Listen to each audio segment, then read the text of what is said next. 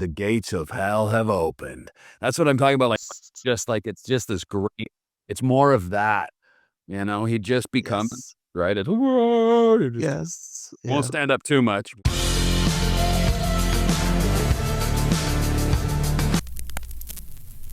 How did you first become involved with the revival series? Aaron wrote me a beautiful letter that I was given, and it explained that he was a big fan and that it would be a dream to work with me. And he had this show and he understands if I couldn't do it, too busy, couldn't afford me, all of these things that people assume but aren't true. It was just a really beautiful letter that brought me to tears because of the generosity with which he shared his vision for this show, the passion he had.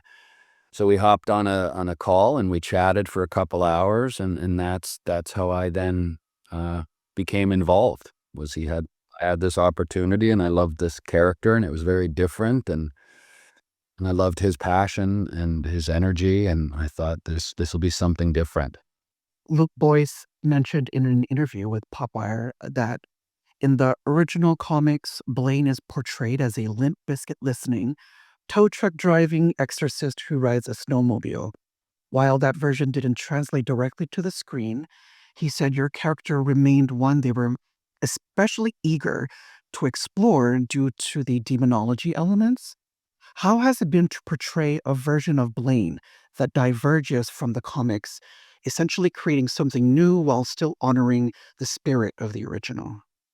Yeah, I didn't see the graphic novels or anything. I didn't read, so I really don't know who that Blaine is or was, aside from those bits that I did learn.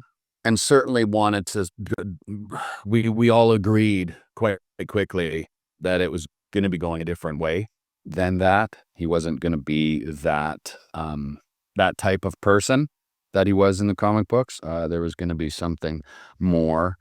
I shouldn't say more going on with him, but he was just going to be different. And so that was exciting. The preaching, the verse, his beliefs, that being a father of a preacher where things weren't so great when he was growing up. There's just a lot of very interesting things to explore that got me excited about.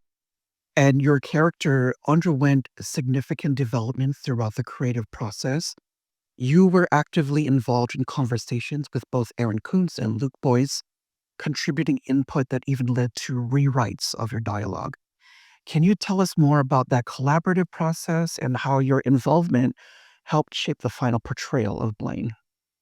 Yeah, that was just, I think, a wonderful opportunity to help develop this character. And that was through, they were sort of presenting ideas or thoughts, and then I would contribute my own. And then any good collaboration is just that. You share your thing, I share mine. We meet, we form, bring it together, present it. So that was, they were both, Aaron and Luke were both wonderful to collaborate with and work with and be open to things. And I don't think either of us had to really push someone in a different direction they wanted to go. I think we were all on the same page with sort of this character is going to go this way, and this is what we're interested in portraying and seeing. So it was a very easy thing, because it wasn't like, no, we want him to, he's got a limp. No, I can't. I don't want to walk with a limp. Nothing like that. He's going to have an accent. No, he's not. It was very seamless collaboration, which was wonderful. You previously noted that part of the appeal of the revival comics was the strong visual identity of its characters. In the series, Dana and M retain much of their original look, but Blaine's appearance, including his wardrobe, is significantly different. Has this visual shift influenced the way you approach the character or informed your performance in any way? It was certainly, and I wear him upon my chest for dolls to peck at. The one and only Nick Cave was sort of Nick's always in black suits, right? Gucci suit. And so I was interested in sort of this kind of look, not lumberjack jacket, small town guy. No, wanted him to be this guy that sort of believes in, he has this sort of like a junkyard haute couture, right? He puts together outfits and he's kind of funky and cool and, uh, with the long hair. And it's just, that was coming from this sense of let's have this sort of Nick Cave presence to Blaine. Kind of a coolness to him, that he thinks is cool.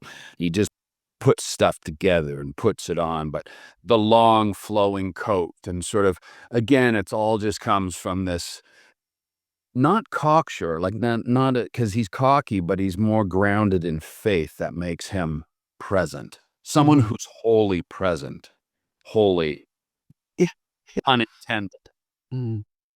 You have a uniquely recognizable voice, and you've done several podcasts in the past.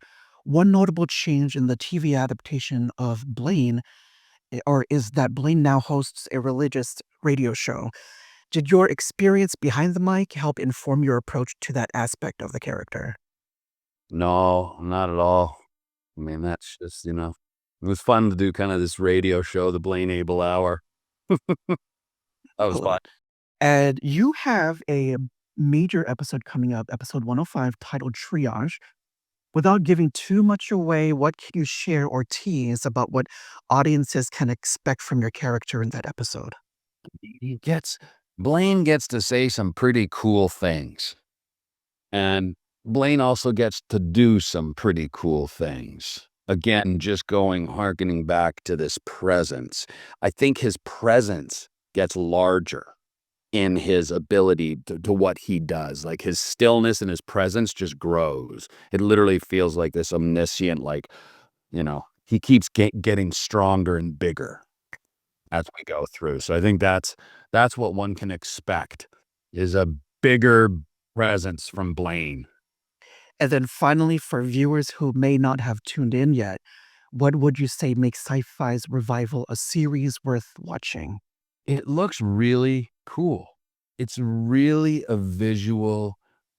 visually cool. Like they really captured a tone and a uniqueness with really wonderful, unique characters that are portrayed by really wonderful actors and with, even the sense of humor, right? It's unexpected. Melanie brings to her character. And I think it's just refreshing. It's just something different. Yes, it has a lot of the similar genres as other things, but from everything I've seen, it's unique.